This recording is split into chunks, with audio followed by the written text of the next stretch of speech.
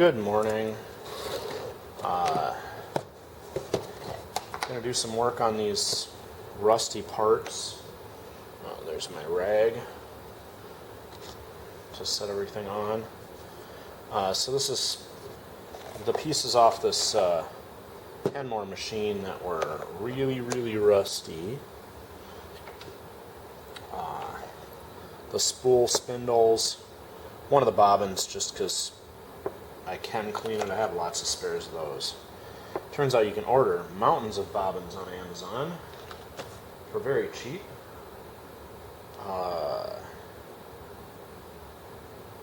And I thought I was holding a toothbrush when I came down here to scrub with, which I apparently have not. But, so I don't know if you remember from the other video, this bobbin winder was really kind of crusty, but I just soaked all these parts in rubbing alcohol, or I mean not rubbing alcohol, vinegar, and that has loosened up all this rust really nicely. So I had a toothbrush I was going to use, an old one, but I seem to have misplaced that, so I'm just using this cleaning brush that I have for cleaning the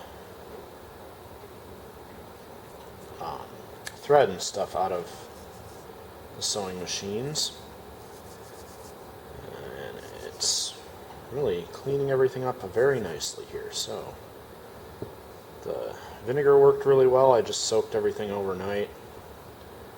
Oh yeah, this one was basically completely rusted over, and this one here is also looked really terrible, and now it's cleaned up pretty good. Well, this went really well, actually. Glad that went so quickly. I guess this is going to be just a quick, short one. I thought I'd have more to do, but a little bit of wet and dry sandpaper to